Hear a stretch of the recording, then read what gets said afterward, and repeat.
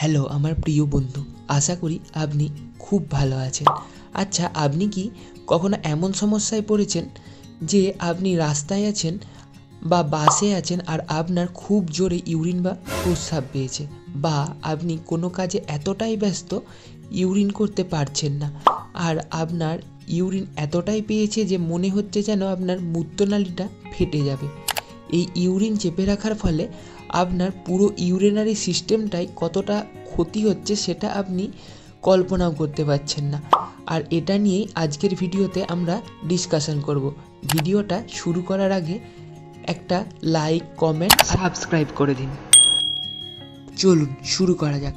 আমাদের ইউরিন তৈরি হয় কিডনিতে, যেখানে আমাদের ব্লাড ফিল্ট্রেশন হয়ে ইউরিন উৎপন্ন হয় এবং পরে ওই দূষিত পদার্থ তথা ইউরিন আমাদের কিডনি থেকে বেরিয়ে আসে এবং এরপর ইউরেথ্রা বা মূত্রনালী দিয়ে আমরা ইউরিন বা প্রস্রাব করি, মানে ব্লাডারে জমা ইউরিনটাকে বাইরে বের করে দিই। আরেকটা জিনিস জেনে রাখা ভালো যে আমাদের প্রস্রাব পেলে ব্রেন থেকে সিগন্যাল আসে এবং আমাদের ব্লাডারের ঠিক পরে একটা এক্সটার্নাল ফিংচার থাকে বা কপাটিকা থাকে, যেটা খুলে যায় এবং আমরা অনায়াসে প্রস্রাব বা ইউরিন করতে পারি। আর এই ফিংচারের জন্যই আমরা প্রস্রাব আটকে রাখতে পারি। 1 থেকে 2 লিটার প্রত্যেক দিন আমরা প্রস্রাব করে থাকি এবং 150 থেকে 250 ml ইউরিন মূত্রথলিতে জমা হলেই আমাদের ব্লাডার বা মূত্রথলির মাসেলগুলি ব্রেনকে সিগন্যাল পাঠিয়ে দেয় ইউরিন করার জন্য, কিন্তু আমরা হোল্ড করে দিলেই প্রবলেমগুলো তৈরি হয়। আমাদের মূত্রথলি স্মুথ মাসেল দিয়ে তৈরি, আর আমরা যদি ইউরিন ধরে রাখি এই স্মুথ মাসেলগুলোর সব থেকে বেশি ক্ষতি হয় বা নষ্ট হয়ে যেতে পারে এবং ব্লাডারের সংকোচন বা প্রসারণ ক্ষমতা কমে যেতে পারে, যার ফলে ইউরিন ব্লাডারে জমা হয়ে যেতে পারে, যাকে বলে ইউরিনারি রিটেনশন।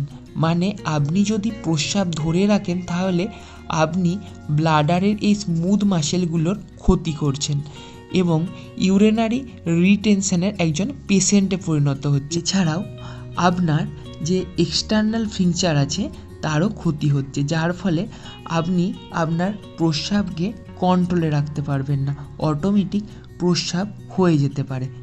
তাই প্রস্রাব পেলে অবশ্যই সঙ্গে সঙ্গে প্রস্রাব করার চেষ্টা করুন, প্রস্রাব ধরে রাখবেন না। আরও অনেক কিছু প্রবলেম তৈরি হতে পারে, চলুন জেনে নিন। ছেলেদের মূত্রথলিতে প্রস্রাব ধরে রাখার ক্ষমতা 700 ml, সেখানে মহিলাদের 500 ml। এইবার আপনি যদি প্রস্রাব ধরে রাখেন তাহলে ওই প্রস্রাব মূত্রাশয় থেকে উপরের দিকে মানে ইউরেটার হয়ে কিডনিতে চলে যেতে পারে, যাকে বলে ভেসিকো ইউরেথ্রাল রিফ্লাক্স। আর এতে কিডনিতে প্রেশার ক্রিয়েট হবে বা কিডনিতে স্টোন হতে পারে বা ইউটিআই ফর্মেশন হতে পারে, কারণ ব্লাডারে থাকে প্রচুর পরিমাণে ব্যাকটেরিয়া, যেটা কিডনিতে চলে গেলে কিডনিতে ইউরিনারি ট্র্যাক ইনফেকশন বা ইউটিআই ফর্মেশন হওয়াটাই স্বাভাবিক।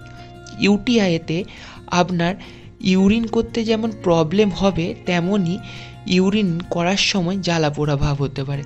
তাই এই রকম হলে অবশ্যই একজন ভালো ডক্টরের সঙ্গে পরামর্শ করুন। এছাড়াও আপনার এলবিপি বা লোয়ার ব্যাক পেন হতে পারে, তাই কখনোই ইউরিন চেপে রাখবেন না। ইউরিন পেলে সঙ্গে সঙ্গে বাথরুম যান আর আপনার শরীরকে সুস্থ রাখুন। ভিডিওটা কেমন লাগলো অবশ্যই কমেন্ট করে জানান, অবশ্যই একটা সাবস্ক্রাইব করে দিন আর একটা লাইক করে দিন এবং কমেন্ট করে জানান আমাদের কোন কোন জায়গাগুলো ইমপ্রুভমেন্ট করতে হবে।